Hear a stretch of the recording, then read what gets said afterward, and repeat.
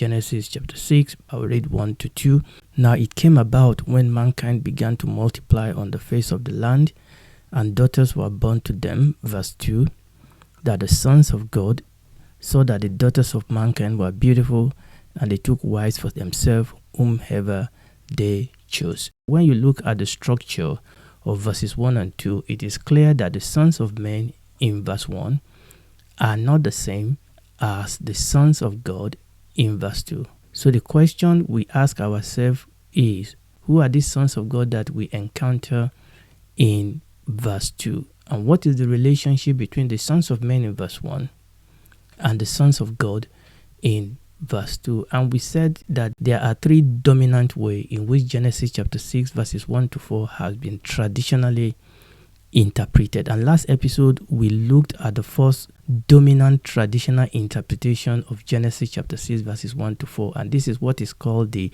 Cainite View. This is the view where we talk about the sons of God-fearing lineage of Seth marrying the daughters of the wicked lineage of Cain. In our last episode, we concluded that this view is not biblical, that this view does not fit the test nor its context, that it is against the revelation of the whole Bible, and that it simply does not make any sense. So what we're going to do now is to move on to the second dominant traditional view of this portion of the scripture. I've called this view the reverse Cainite view. The reverse Cainite view, or we can call it the Cainite view. The Cainite view. Now, whereas the Cainite view is about the godly lineage crossing the line to marry daughters from the ungodly lineage, leading to corruption of the human race. That was the first view. Now, this second view, in contrast, but is also related, is somehow connected to the first view. So this second view is about the strong and powerful men, human rulers, who are by default from the evil and wicked lineage of Cain, who are crossing the line to take beautiful daughters of men who are by default from the godly race of Seth. And then this is what led to the corruption. You can see the reason why I call it the reverse Cainite view. So here it was not the sons of Seth that are moving across. Rather, it was the sons of Cain. It was the sons of Cain who here are considered to be strong and powerful men, who are human rulers. They are the one. Now they are by default wicked. They are by default evil. They are by default from the lineage of Cain. They are the one that crossed the line, according to this view, to the other side, to see these beautiful daughters of Seth, and then took them for wife. And this is what led to the corruption of human race. Now, how is this traditionally explained, this second view? Now, I have to say, and you can see straight away, that it is actually more complicated than the first view. Okay, and let's give it a try as to how people explain it. Now, as I see it, this second view, for it to work, for this theory to make any semblance of sense, you have to make at least two assumptions. Number one, that the lineage of Cain is the wicked lineage, and the lineage of Seth is the godly image. And we've talked about that. We have seen this in the past, that this is not supported by scripture, that there were ungodliness on both lineage. Well, there are some godliness in both lineage also, and we've looked into this in the past. So we have seen that. Also, I am constantly surprised how scholars and commentators that push this Cain versus Seth lineage totally blank out other children of Adam and Eve. Indeed, the Bible did not mention the name of other children of Adam and Eve, but the Bible acknowledges that they were there. Genesis chapter 5, verses 3 and 4. And Adam lived 130 years, and begat a son in his own likeness, after his image, and called his name Seth. This was after the unfortunate incident between Cain and Abel. So Seth was born. But the Bible didn't stop there. Verse 4 says, and the days of Adam, after he had begotten Seth, were 800 years. Wait for it. And he begat sons and daughters. So I'm always surprised how people just blank out all these other sons and daughters of Adam, and we just seems to collapse everything around Cain and Seth. So this is the first assumption that this second view will have to take, which is also an assumption with the first view, that there's this wicked line of Cain and this godly line of Seth. But there is a second assumption that this second view have to make. This is the second assumption, that when Genesis chapter 6 verses 1 to 4, now this is the new one, that when Genesis chapter 6 verses 1 to 4 speak of Adam, okay, you talk about the sons of Adam or the daughters of Adam or the sons of men or the daughters of men. Actually, when you read those verses where it says the sons of men, the word there in the original is Adam. The daughters of men, the word there is Adam. So the second assumption here is that when Genesis chapter 6 verses 1 to 4 speaks of Adam, in other words, sons of Adam, daughters of Adam, that it is not referring to the whole human race at that time, but that it's rather specifically referring only to the lineage of Seth. In other words, wherever the Bible talks about in this verse about the son of Adam, is actually talking about the Sethite. Okay, again, that is related to the first assumption. One commentator disingenuously put it this way, and I quote, "Now it seems undeniable that the Adam here spoken of were the Sethite." He was talking about Genesis chapter 6 verses 1 to 2. Now it seems undeniable that Adam here spoken of were the Sethite. I'm not sure how this commentator believed that this is undeniable, but this is the type of things you say. He says this phrase occurs in the history of Noah just after given his descent from Adam. Cain is absolutely passed over even in the account of the birth of Seth, who is described as Adam's firstborn, such as legally he was, and we've discussed that. The corruption described is that of the Sethite. For the Cainite, not Canaanite, Cainite. For the Cainite have already been depicted as violent and lustful, and their history has been brought to an end. So you can see that this commentator is trying to say that what we are now reading in Genesis chapter 6 verses 1 to 4, that from this point on, that when the Bible mentioned the sons of Adam or the daughters of Adam, is actually talking about the lineage of Seth. Now, if what he's saying is true, that means Genesis chapter 6 verse 1 will read differently. Now, this is the way we read it in the Bible. This is from the King James. "And it came to pass when men," now the word there men in the original Hebrew is Adam. "And it came to pass when men began to multiply on the face of the earth, and daughters were born unto them, that the sons of God," the word God there is Elohim, "saw the daughters of men," that is the daughters of Adam, "that they were fair, and they took them wife of all which they chose." Now, this second view of these verses that is claiming that is talking about Seth, this is the way it would then read if we take what they say into account.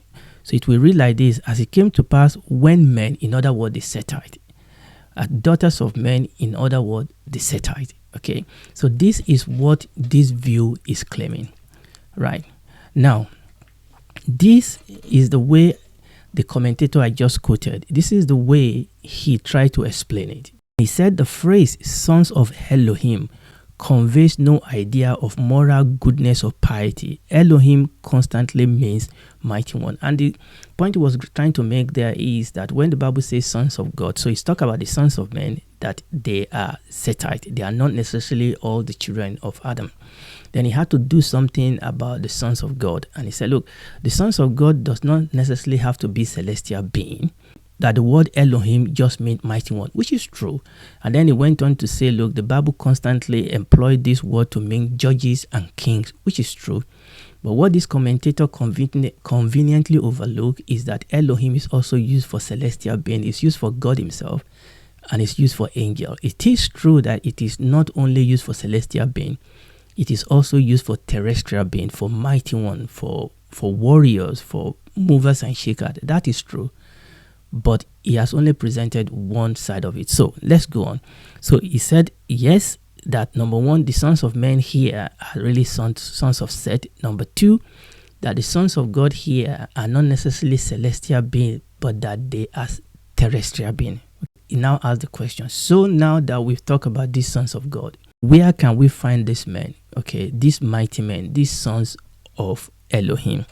He says, certainly, and it bothers me that he used this, absolute was certainly, undeniably. I'm not sure whether this is certain, but this is what he says. He says, certainly, among the descendants of Cain. In other words, these sons of Elohim, this mighty one, are men of the lineage of Cain. He said in Genesis chapter 4, verses 17 to 24, we saw that the lineage of Cain advanced rapidly in art, become rich, refined, luxurious, but also martial and arrogant. Now, what he's talking about there, if you remember, was when we were talking about the family of Lamech. Actually, the Bible didn't say this about the lineage of Cain.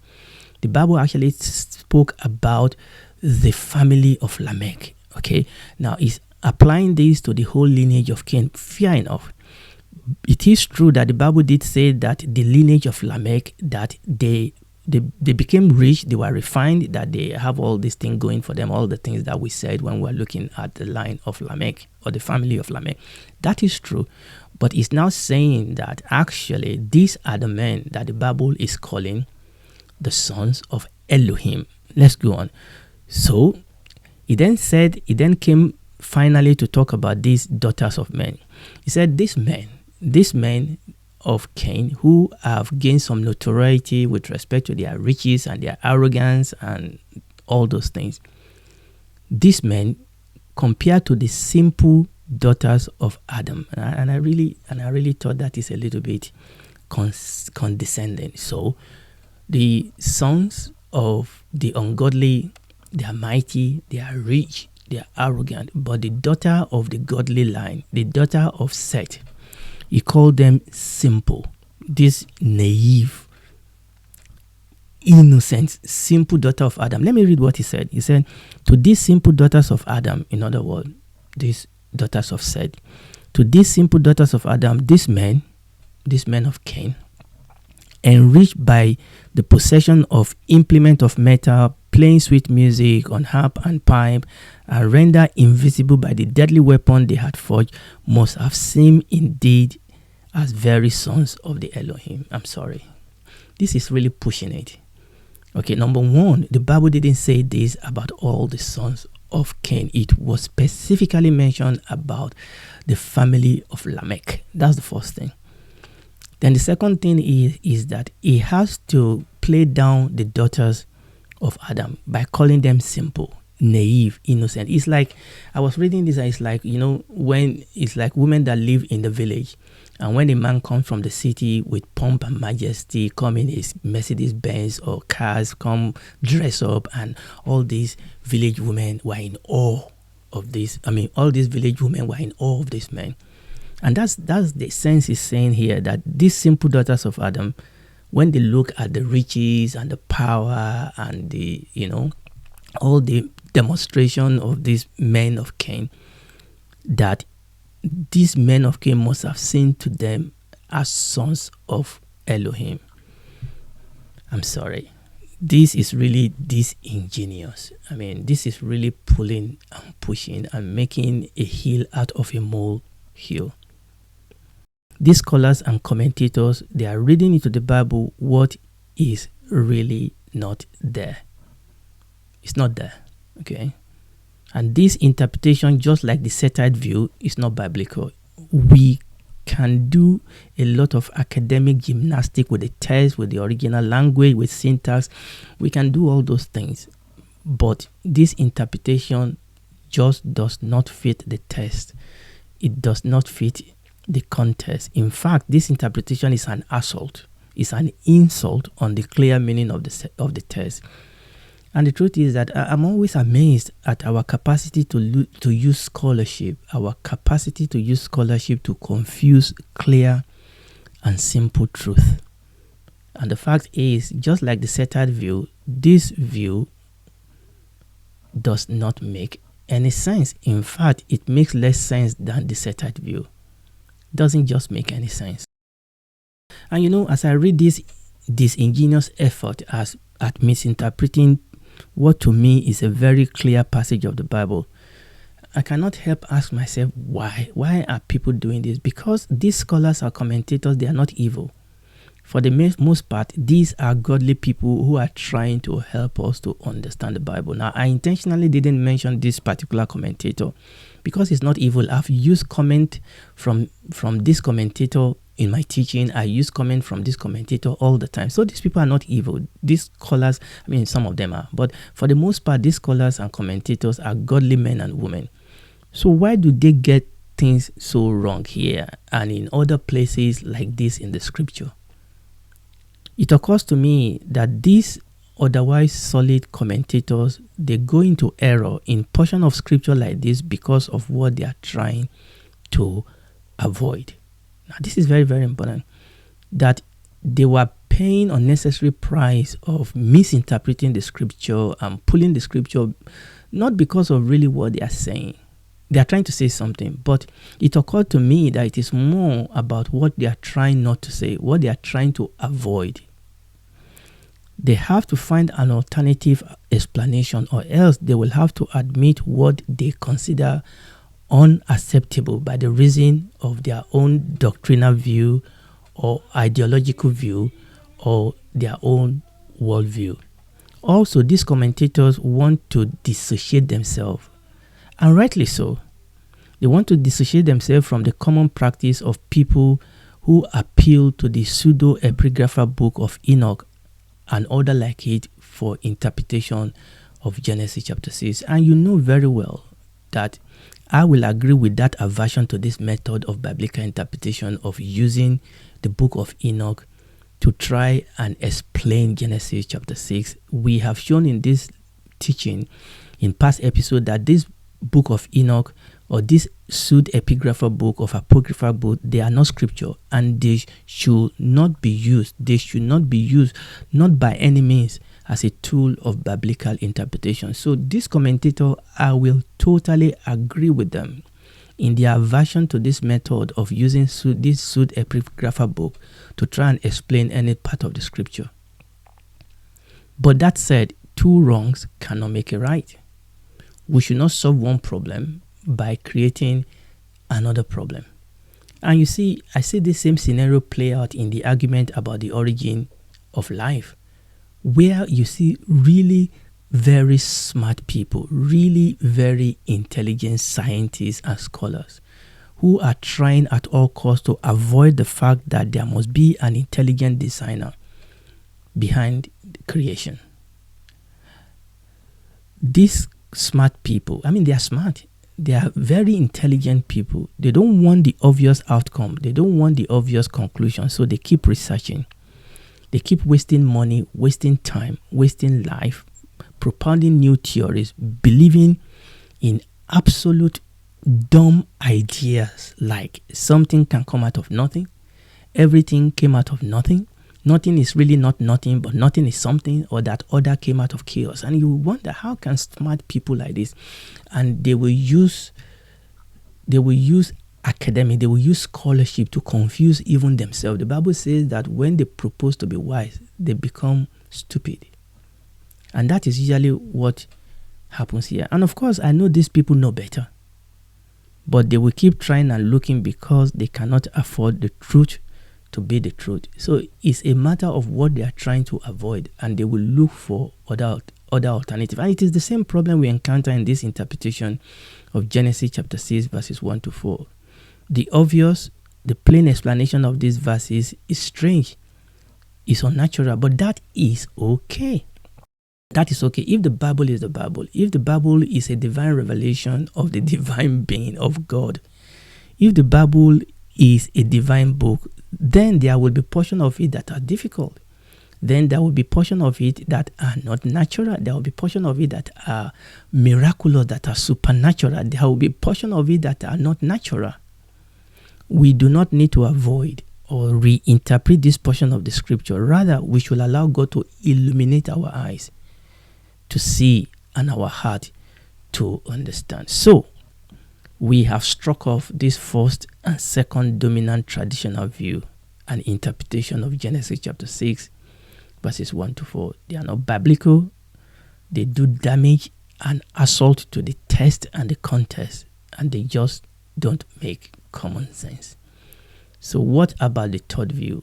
Will it fare any better? We are going to stop there today by the grace of God, and we will pick it up from here next time by God's grace. And if you are listening to me, I want you to know that the word of God is very clear. It is clear as day that this world is going to end, that all are sinners, but that God has provided a way of escape.